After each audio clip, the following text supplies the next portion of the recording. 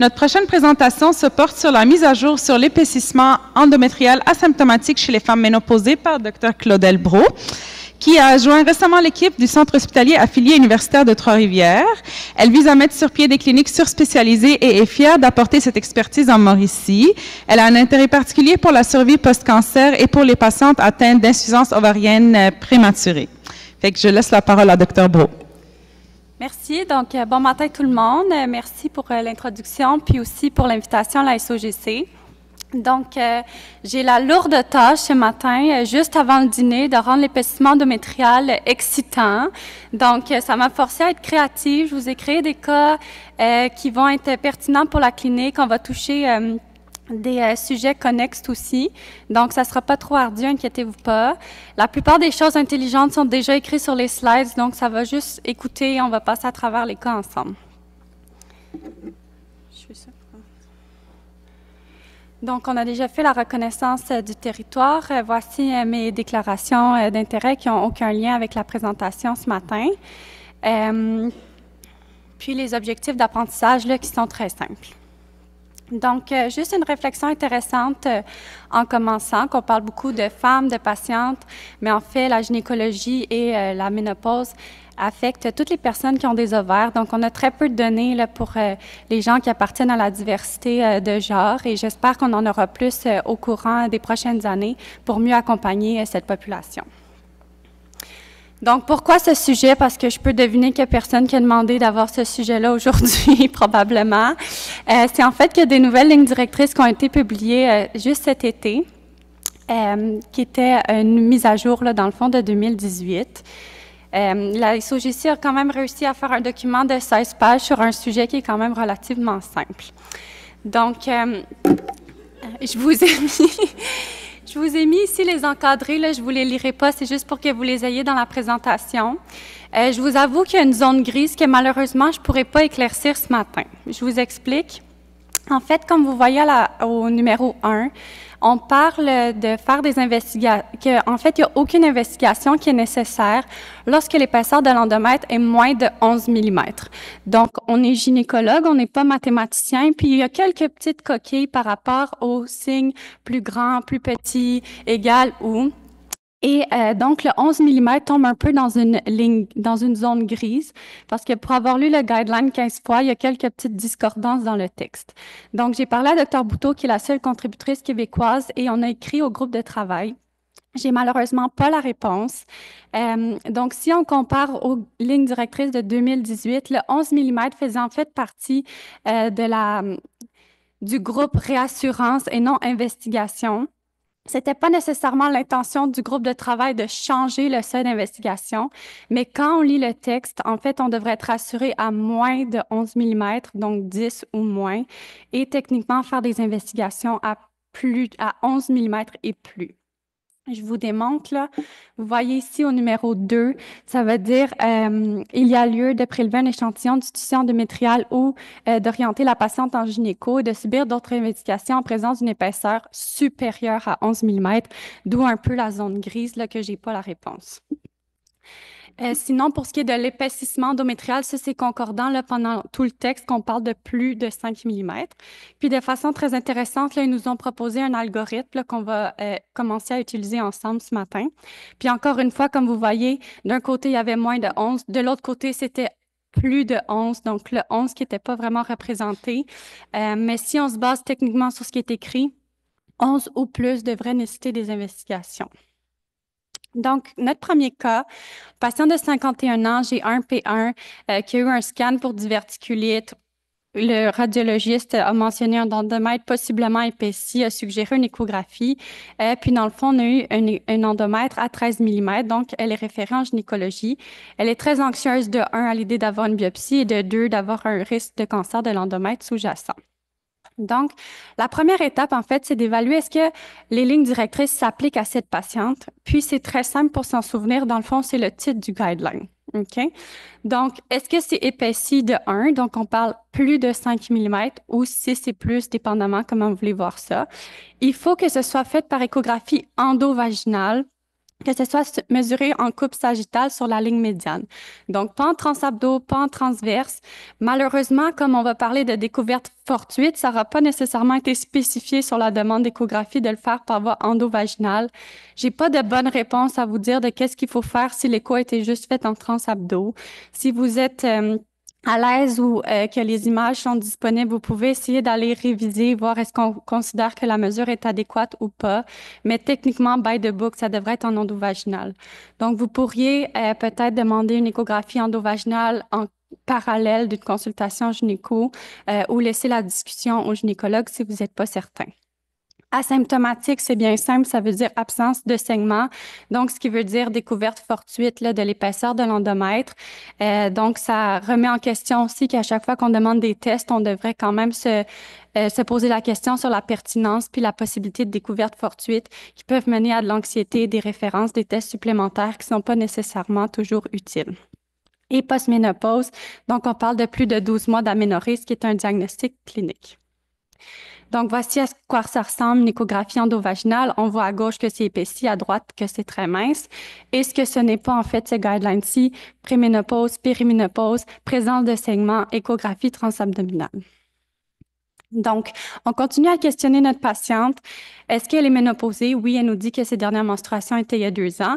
Est-ce qu'elle est asymptomatique? En effet, elle n'a jamais eu de saignement. Est-ce que l'échographie a été faite par voie endovaginale? Oui, on est chanceux. Puis, c'était en effet épaissi à 13 mm. Donc, si non, malheureusement, toute la présentation ne s'applique pas. Et si oui, bien là, on peut continuer puis appliquer l'algorithme qui était proposé. Il y a des situations particulières, comme par exemple le syndrome de Lynch, qui en fait est une population très à risque de cancer de l'endomètre, qui devrait être prise en charge par des cliniques spécialisées, puis chez qui les recommandations ne s'appliquent pas. D'autres situations intéressantes, ablation de l'endomètre, tamoxifène, radiothérapie, on va en parler un peu plus tard. Donc, qu'est-ce que c'est l'épaississement de l'endomètre asymptomatique? Donc, on parle de plus de 4 ou 5 mm, puis c'est environ 3 à 15 des femmes. Qu'est-ce qu'on est toujours inquiet? En effet, c'est le cancer de l'endomètre. C'est le cancer gynécologique le plus commun, avec une incidence en augmentation, vu les risques qui sont liés là, au mode de vie sédentaire. Heureusement, si on veut, c'est un cancer qui va présenter des symptômes dans la plupart des cas, qui va être diagnostiqué précocement et qui a une survie associée élevée. Donc, ce que la SOGC va nous dire, c'est qu'il y a un risque de malignité très faible avec un endomètre moins de 11 mm ou 10 et moins, mais qu'il n'y a pas quand même de consensus clair sur le seuil, puis je vais vous présenter les études. Donc, ça, c'est un petit tableau résumé là, de toutes les études qui mentionnent dans le texte. Des fois, c'est un peu difficile à suivre parce que c'est pas nécessairement les mêmes seuils qui sont utilisés ni les mêmes issues. Mais grosso modo, là, si on regarde patiente asymptomatique en bas de 10, 11 ou 12 mm, on parle au maximum de 1,7 % de risque de cancer de l'endomètre. Puis le groupe de travail, quand ils ont mis tout ça ensemble, eux estiment qu'en bas de 11 mm, on a environ 1%, ce qui clarifie de très faible et qui ne nécessite pas d'investigation. Après 1%, ça reste pour certaines personnes un risque qu'ils sont pas prêts à prendre, donc ça va être à discuter avec les patientes, mais sur un point de vue populationnel, il n'y aurait pas d'indication de biopsie de l'endomètre. Sauf avec présence de facteurs de risque, on va y venir un peu plus tard. Inversement, quand on a un épaississement asymptomatique, mais plus important, donc en haut de 10, 11 mm, on a vraiment un bond là, à 6,7, donc quasi 7% de risque de néoplasie sous-jacente, et donc ça nécessite des investigations. Donc, quelques oui-dire de collègues. Donc, j'ai déjà vu des patientes avec un cancer de l'endomètre qui avaient un endomètre à 2 mm à l'échographie. Oui, c'est vrai, tout est possible. On parle ici, avec l'épaississement d'endomètre, principalement des types 1, hormonodépendants, plus classiques, plus aussi prévalents. Les types 2 qui vont avoir tendance à être plus agressifs, mucineux, cellulaires, séreux, vont avoir tendance à se développer plus dans un contexte d'atrophie. Donc, encore une fois, on parle d'un point de vue populationnel et des patientes qui sont asymptomatiques. Donc, s'il y a des symptômes, de quand même considérer des investigations, peu importe l'épaisseur de l'endomètre. Ma voisine a déjà eu un cancer de l'endomètre l'année passée qui a été trouvé à l'écho. Elle n'avait pas de saignement. Donc, s'il vous plaît, j'aimerais ça avoir une échographie. Donc, ça, c'est assez clair pour toutes les sociétés oncologiques, gynécologiques. Il n'y a aucune indication de faire du dépistage échographique pour le cancer de l'endomètre, comme ça n'améliore pas la mortalité qui est associée. Puis une dernière chose, une chance qu'on a fait la biopsie, sinon on n'aurait jamais découvert mon cancer. Ça aussi, c'est pour rassurer certains cliniciens qui vont finir par en trouver aussi dans leur pratique. En fait, c'est que les femmes asymptomatiques n'auront pas un meilleur prognostic que les femmes qui vont avoir été dépistées au moment de l'apparition de saignements. Donc, si on retourne à notre patiente, est-ce qu'elle est ménopausée? Oui. Est-ce que c'est un endomètre épaissi? Oui, elle est asymptomatique, plus de 11 mm. On va envisager une biopsie. On réussit à faire la biopsie et voici les résultats. Donc, endomètre atrophique, possible fragment de polype. Donc, docteur, vous m'aviez dit que j'avais 6-7 % d'avoir un risque de cancer de l'endomètre. J'ai encore peur. Est-ce qu'il faut recontrôler? Qu'est-ce qu'on fait? Pourquoi mon endomètre est épaissi? Donc, elle voit le 6-7 %. Nous, on voyait le 93-94 % avec une biopsie très rassurante. Donc, parlons de la biopsie. Il y a différentes façons de faire un échantillonnage de la cavité endométriale. Biopsie à l'aveugle, ce qu'on veut dire comme principalement ce qu'on fait en cabinet avec différents outils, pipelle de Cormier, Vabra, Novak, etc. Guidage hystéroscopique et dilatation curetage qui nécessitent le plus de matériel. Donc, la performance est assez similaire entre les trois, que c'est adéquat, qu'est-ce qu'on fait en clinique externe, puis que dans les différents outils, la pipelle est celle qui est le plus étudiée puis qui aurait les meilleurs résultats. Donc, c'est un excellent test avec une sensibilité de plus de 99 % pour le diagnostic de cancer de l'endomètre, un petit peu moins performant en préménopause ou pour le diagnostic d'hyperplasie. Donc, si on considère que le risque pré-test de notre patiente était environ de 6-7 % avec un résultat négatif, on a moins de 1 % de chance qu'il y ait un cancer sous-jacent qui aurait été manqué. Donc, ça a une forte valeur prédictive. On peut rassurer la patiente qu'il n'y a pas d'indication de recontrôler si elle demeure asymptomatique. C'est quoi le diagnostic différentiel? Donc, ça, c'en est quelques-uns qui sont présentés dans le guideline. L'important de savoir, c'est que la cause numéro 1, en fait, c'est les polypes chez 60 à 70 % des patientes qui vont avoir un endomètre de plus de 6 mm. Il y a des nouvelles lignes directrices là, qui ont été publiées, donc je vous y réfère là, pour les recommandations. Hématomètre, ça va être surtout dans le contexte de sténose cervicale, cancer hyperplasie qu'on recherche, sinon fibrome, synéchie, si on pense par exemple aussi post-ablation de l'endomètre. Donc, est-ce qu'il faut recontrôler? Non. On a une précision diagnostique qui est élevée avec la biopsie et compte tenu qu'on a obtenu un spécimen adéquat. Puis pourquoi mon endomètre est épaissi? La pathologie nous parlait d'un fragment de polype, donc à prendre en charge selon les recommandations. Donc ensuite, notre deuxième cas. On a une patiente ménopausée, 58 ans, qui est référée pour une découverte fortuite d'un endomètre à 8 mm, mais qui cette fois était hétérogène par voie endovaginale. Donc, si on retourne dans notre algorithme, est-ce qu'elle est ménopausée? Oui. Est-ce que c'est plus de 5 mm? Oui. Elle est asymptomatique, mais on est à moins de 11 mm, donc il faut qu'on ait évalué ces facteurs de risque pour décider si on a besoin d'investigation. Donc, si on se fie aux lignes directrices là, par rapport au cancer de l'endomètre, il y a différents facteurs là, qui vont augmenter le risque de cancer, dont par exemple, celle que je vous dans le tableau ici, celle que j'ai mis des étoiles, c'est les 5 qui sont mentionnées spécifiquement dans le guideline pour nécessiter des examens complémentaires au cas par cas. Donc, l'estrogénothérapie substitutive non combinée, donc j'espère qu'il n'y en a plus ou pratiquement plus de ces patientes. Ménopause tardive, on parle de plus de 55 ans, l'hypertension, l'obésité, syndrome de Lynch qui pour moi est une catégorie à part qui s'applique pas vraiment ici. À noter que le tamoxifène n'est pas nécessaire, est pas inscrit. On va y revenir plus tard avec un autre cas. Puis c'est vraiment une discussion cas par cas. Donc, si vous pensez, vous avez une patiente avec un IMC de 31 qui a eu 4 grossesses puis un Mirena pendant 15 ans, peut-être qu'on est beaucoup plus rassuré versus une patiente qui aurait une histoire d'oligoménorrhée, une obésité à 45 qui est nullipare. OK? Donc, c'est à discuter avec la patiente puis le jugement clinique pour permettre un peu plus de flexibilité là, dans cette catégorie. Les facteurs de risque échographiques, la différence importante à faire par rapport aux facteurs de risque de la patiente, c'est que dès qu'il y a une des étoiles, c'est une indication de biopsie. Donc, si on a un endomètre de plus de 5 mm avec un de ces 3 facteurs-là, c'est directement une indication de biopsie et non de discussion au cas par cas.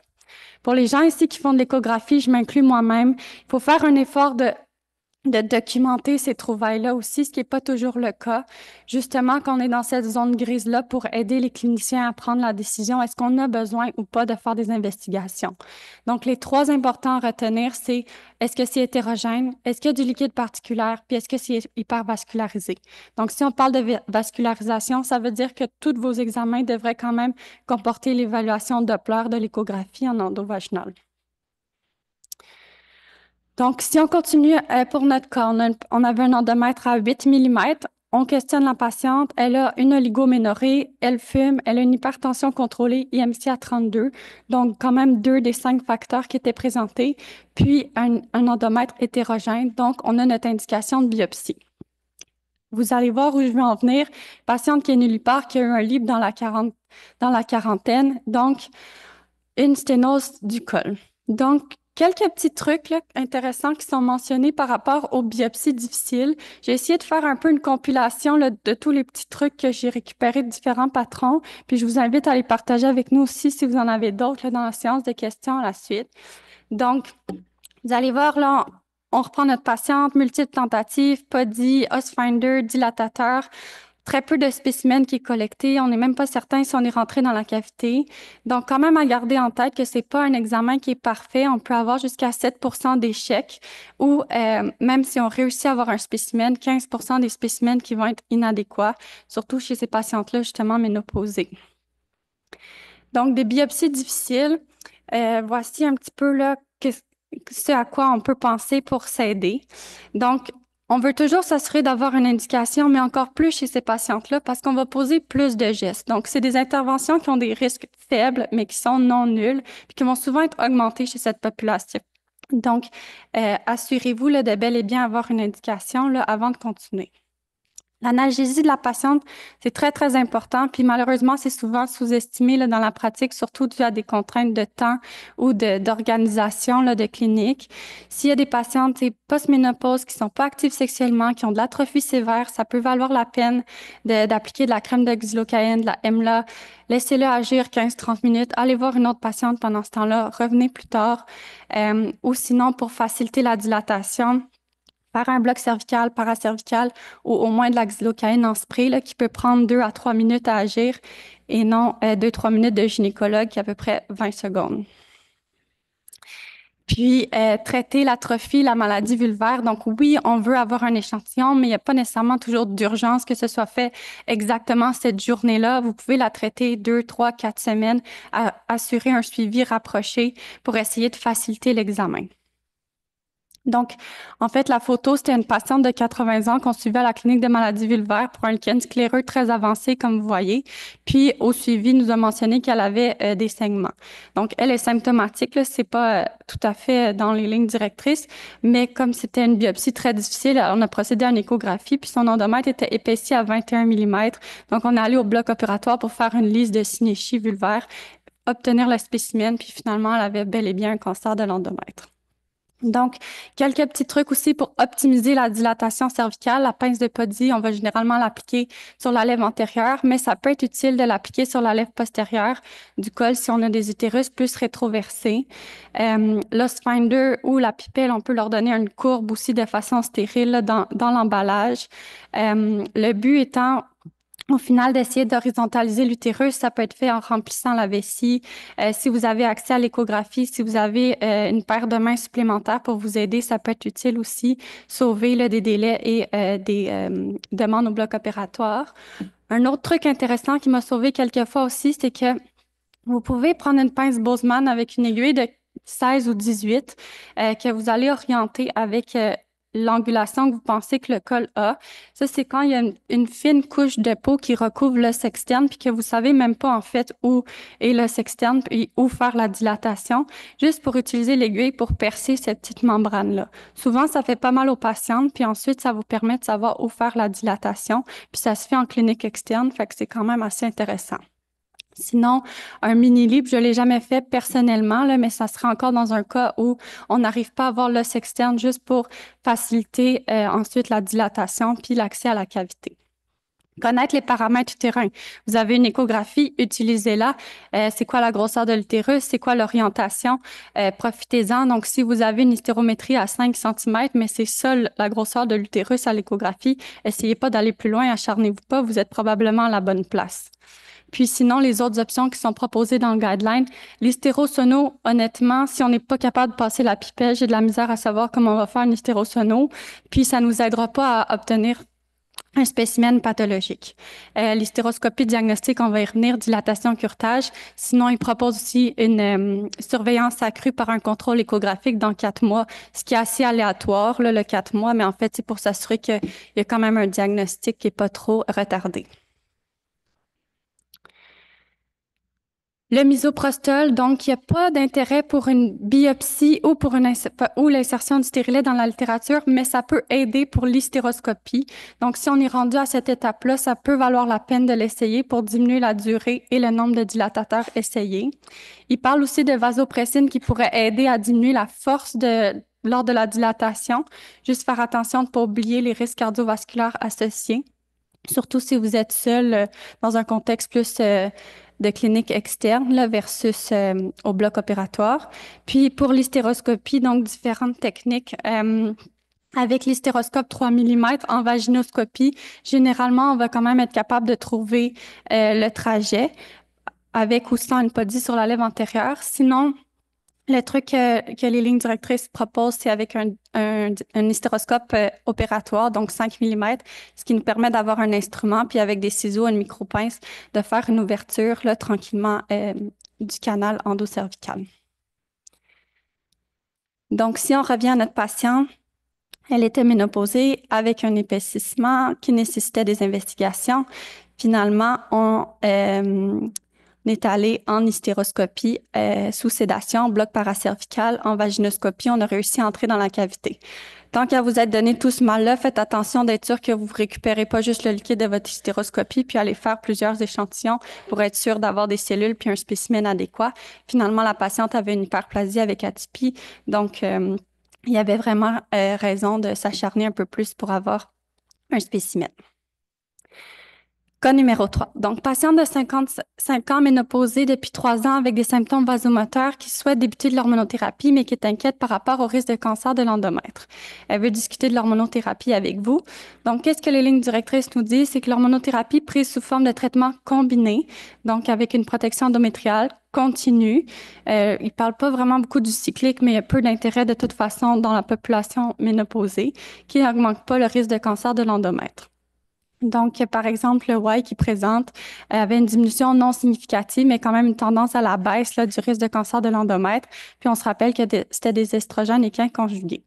Donc, avec une prise adéquate d'hormonothérapie combinée, on peut rassurer les patientes qu'il n'y a aucune augmentation du risque de cancer de l'endomètre.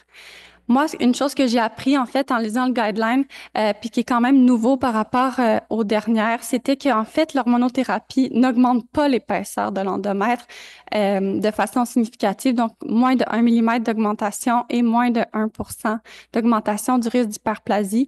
Il présente différentes combinaisons. Là, je vous en ai mis quelques-unes ici, mais en fait, il n'y a aucune interprétation différente nécessaire s'il y a la prise d'hormonothérapie. Post-ablation de l'endomètre ou radiothérapie pelvienne. En fait, c'est toute patiente qui a un utérus qui a besoin d'avoir une protection endométriale, peu importe, juste au cas où qu'il resterait quelques cellules qui répondraient là, à la stimulation hormonale. Puis attention aussi avec les différentes cliniques ou pensées par rapport à l'hormonothérapie, que la progestérone par voie transdermique n'est pas une protection endométriale adéquate et donc ces patientes-là seraient considérées d'avoir une oestrogénothérapie non opposée.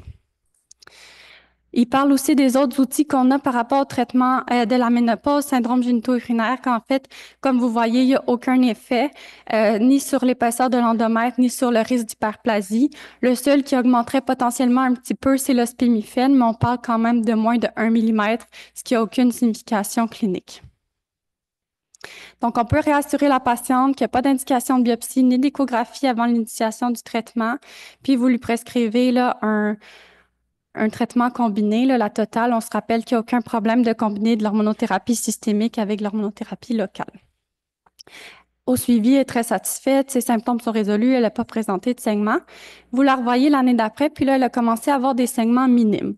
Donc, l'algorithme ici s'applique pas, mais c'est quand même mentionné là, dans les recommandations qu'en fait, l'apparition de saignements sous hormonothérapie d'une patiente qui était aménorrhéique doit susciter une exploration. Donc, on se rappelle là, que les saignements sont fréquents avec l'initiation, mais qui devraient quand même jamais être abondants ni persistants pour plus de 6 mois. Différents petits trucs là, à vérifier avec la patiente, compliance au progestatif, changement de dose, oubli de dose, site d'application, du thème, du gel, substitution aussi générique par la pharmacie, surtout dans les 2-3 dernières années là, avec tous les produits qui étaient back-order, ou des changements de dose prescrites ou non, parce que les patientes vont avoir tendance des fois à jouer par elles-mêmes avec leur dose. Donc, vous lui recommandez une biopsie, elle accepte, elle a un endomètre faiblement prolifératif pour vous décider d'ajuster légèrement ses traitements. Le cas que tout le monde attendait, la patiente de 43 ans avec un cancer de l'endomètre, du sein, hormonodépendant, chirurgie, radiothérapie, chimiothérapie, qui maintenant est sur un traitement anti-hormonal avec la prise de tamoxifène, puis qui est inquiète du risque de cancer de l'endomètre, malgré qu'elle n'a jamais présenté de saignement. Donc, on se rappelle que la tamoxifène, c'est un modulateur sélectif des récepteurs de l'estrogène qui a un effet antagoniste sur le sein, mais agoniste au niveau de l'endomètre. Ce que ça nous dit, en fait, c'est que les patientes qui sont asymptomatiques sous tamoxifène ne doivent pas subir d'échographie de dépistage, ni de biopsie d'ailleurs, soit avant l'initiation du traitement ou lors du traitement. C'est bien connu que la tamoxifène augmente l'épaisseur de l'endomètre. On parle, selon les différentes études, en moyenne de 10-11 mm. Puis comme vous voyez, 53-71% des patientes vont avoir un endomètre de plus de 5 mm. Donc, puis que cet effet-là s'estompe après l'arrêt. Donc, l'échographie n'est pas un bon moyen de savoir s'il y a une pathologie utérine sous-jacente, vu la pathologie qui va être présente avec le tamoxifène, qui est principalement de l'atrophie kystique, d'où l'épaississement, mais qui reste un environnement atrophique et donc normal. Donc, techniquement, si on a une patiente sous tamoxifène qui est asymptomatique, elle devrait ni avoir d'échographie, ni avoir de biopsie. Si on a une patiente sous tamoxifène qui est symptomatique, l'échographie, comme elle n'est pas une bonne prédictive d'une pathologie utérine, ne devrait pas être faite. On devrait aller directement vers une biopsie. Et si on se ramasse dans la situation où on a une patiente sous tamoxifène asymptomatique, mais qui a une échographie pour quelconque raison, ça va être à discuter au cas par cas, mais on peut quand même rassurer qu'on ne va pas se fier à l'épaisseur de l'endomètre pour savoir qu'est-ce qui se passe au niveau utérin. Parce que comme vous voyez, avec un seuil de 5 mm, ça a une sensibilité de environ 90%. Donc oui, c'est rassurant si on tombe dans le moins que 5 mm, mais les chances sont qu'on sait qu'on va être dans l'autre catégorie où la spécificité est de 20 à 96%, ce qui veut dire qu'en fait, c'est pas bon. Et c'est une survivante du cancer, donc on pense à d'autres considérations gynécologiques chez cette patiente-là. Est-ce qu'elle a un dépistage génétique qui implique qu'elle a besoin de chirurgie prophylactique? La sexualité, on se rappelle, elle a 43 ans, elle est jeune. Elle a probablement de l'atrophie vu son diagnostic de ménopause précoce et son traitement. Et on veut l'aider à ce niveau-là aussi. Puis on a très hâte à 2025 avec des nouveaux traitements qui vont être disponibles. Donc, on rassure la patiente. Dans son cas, elle n'a pas d'indication d'écho ou de biopsie. Elle va tenter du lubrifiant, des hydratants, elle va faire sa densité osseuse, puis on va la revoir l'année prochaine. Donc, en conclusion, l'algorithme est assez straightforward et facile à utiliser. Juste faire attention aux 11 mm qui pour l'instant on n'est pas certain exactement dans quelle catégorie elle va tomber. Les facteurs individuels qui nécessitent une évaluation au cas par cas sont les 5 qui sont inscrits ici, versus les facteurs échographiques qui en fait nécessitent une investigation d'emblée dans le contexte d'un épaississement. Et si échec, ben, on va aller vers des méthodes alternatives pour obtenir un échantillonnage de la cavité. Puis, je vous ai laissé quelques petites slides de plus sur l'ablation de l'endomètre. C'est en fait semblable au tamoxifène, quand souvent on va retrouver un épaississement de l'endomètre, surtout à cause des cicatrices ou de l'effet de la thermoablation, mais que c'est pas corrélé avec le risque de pathologie sous-jacente. Puis, le NCCN a d'excellentes guidelines pour la prise en charge des patientes avec diagnostic génétique et des petites références de la SOGC et pour la ménopause. Merci.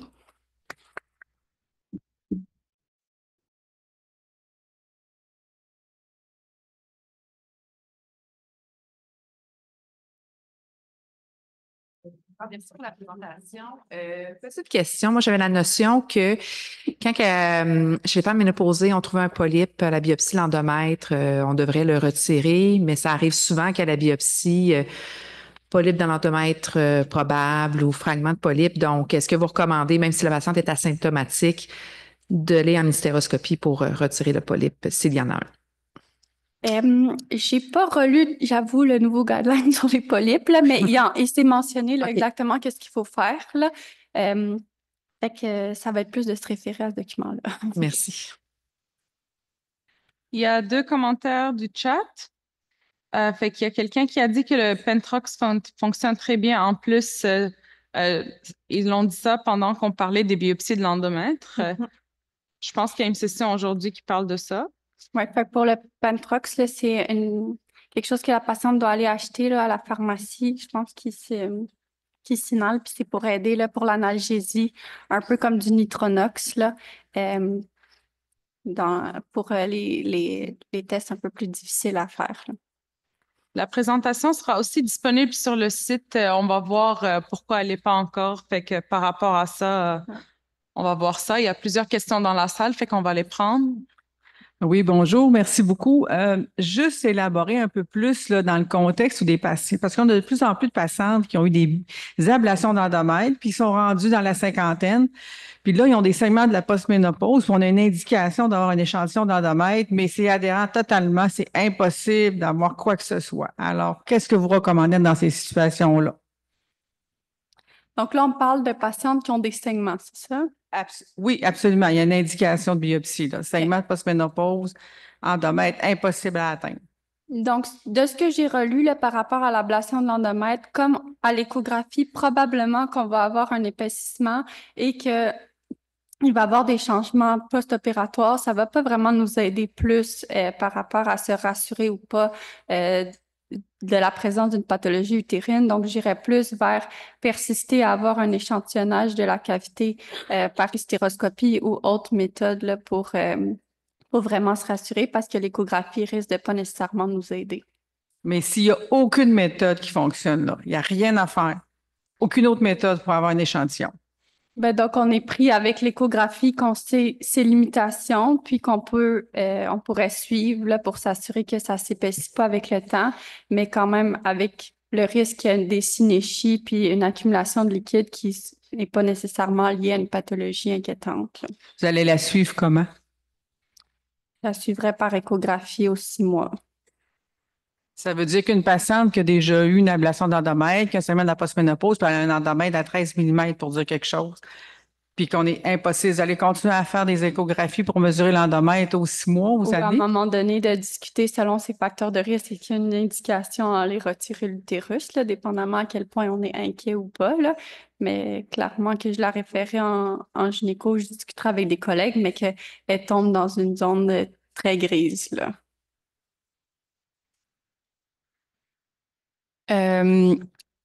Ma question est peut-être plus lorsqu'on reçoit les résultats de pathologie. Y a-t-il quelque chose qui s'en vient par rapport à, vous en avez parlé tantôt, l'endomètre prolifératif, prolifératif désordonné. Tout le monde a ses petites recettes là. Même chose pour la morule. On n'a pas de ligne directrice claire. Je sais pas si vous avez des références ou. Pas vraiment, honnêtement, c'est plus d'expérience puis de discussion avec des collègues, quitte à souvent appeler les pathologistes si on n'est pas certain, parce que eux aussi vont avoir tendance à vouloir se protéger et ne pouvant exclure si ça. À savoir, est-ce qu'ils considèrent, selon ce qu'ils voient, que c'est un échantillonnage adéquat? Est-ce qu'ils recommandent que ce soit une pathologie qui soit suivie? Ou sinon, demander une consultation en gynéco-onco là, pour qu'est-ce qui est morule aussi, puis savoir qu'est-ce qu'ils nous suggèrent par rapport au traitement. Mais j'ai pas de bonnes références, malheureusement, puis il n'y a rien dans les lignes directrices canadiennes non plus à ce niveau-là. Mais ce que je sais pour les patientes asymptomatiques ou en fait symptomatiques sur de l'hormonothérapie ne devrait pas avoir un endomètre prolifératif. Donc, on devrait ajuster son hormonothérapie, soit baisser son estrogène, augmenter la progestérone, mais qu'il n'y aurait pas nécessairement d'indication de recontrôler si elle demeure asymptomatique par la suite. Bonjour, merci, c'était très intéressant. Moi, je suis médecin répondant pour le CRDS, pour toute la Montérégie. Donc, on gère beaucoup de demandes de trouvailles fortuites à l'échographie, à essayer de les trier. On a beaucoup de, genre, 5 millimètres, légèrement hétérogènes, un peu liquide dans la cavité. C'est une plaie, là, vraiment. Il y en a tellement. Et bon, ces recommandations-là nous aident, mais on reste toujours quand même avec des zones grises. Ça, c'est un commentaire plus qu'une question pour tout dire. Une des questions, c'est qu'on a souvent aussi la trouvaille de microkystes dans l'endomètre. Ça, pour vous, est-ce que ça fait partie de hétérogène? Parce que c'est vraiment une particularité vraiment fréquente aux échographies maintenant. Endomètre microkystique, là, je parle pas de tamoxifène, là, en général, des trouvailles fortuites. C'est pas clair, c'est ça exactement, qu'est-ce qui est considéré hétérogène, là, justement. Microkystique, on en parle surtout par rapport au tamoxifène. J'ai pas de bonne réponse nécessairement en dehors de ce contexte-là. Est-ce que c'est vraiment l'endomètre ou c'est le myomètre en bordure aussi de l'endomètre qui est microkystique? C'est pas tout à fait la même chose. Donc, je me fierais principalement à l'épaisseur de l'endomètre. Si on est quand même en bas de 6, là, donc on est dans le moins 5 et moins, on n'aurait pas nécessairement besoin de toute façon d'appliquer ces trouvailles-là. Mais 7 millimètres microkystique. C'est ça qu'on voit là. Personne n'a la réponse, malheureusement. Parce que quand les omnipraticiens réfèrent, bon, je comprends on se comprend, ils ont plusieurs grilles de référence, mais ils vont pas toujours voir la petite case où c'est écrit 11 mm. Fait qu'on a beaucoup de références entre 5 et 11. Et après ça, bon, on va lire les rapports. Puis là, il y a rarement un endomètre homogène, honnêtement. Là, c'est toujours légèrement hétérogène. Mais je pense que c'est pour les personnes en imagerie de quand même essayer de se mouiller un petit peu plus là, pour pouvoir, quand on le fait entre nous, de s'aider. Sinon, quand on est à 7 mm, mais ça va dépendre aussi des autres facteurs de risque de la patiente, puis ça va rester du cas par cas, mais je le considérais pas nécessairement hétérogène non plus d'emblée, là. OK. Merci. Sinon, j'avais peut-être une petite question. Si l'hétérogénéité de l'endomètre n'est pas mentionnée dans le rapport, fait qu'il ne parle pas si c'est homogène ou hétérogène, est-ce que vous allez regarder vous-même les images pour voir ça a l'air de quoi? Si c'est disponible dans votre algorithme? Oui, donc si moi, personnellement, j'essaierais d'avoir accès aux images puis de réviser moi-même les images, c'est sûr que ça s'applique pas tout le temps, comme c'est pas toujours disponible dans le DSQ, puis c'est pas tout le monde non plus qui est à l'aise, là.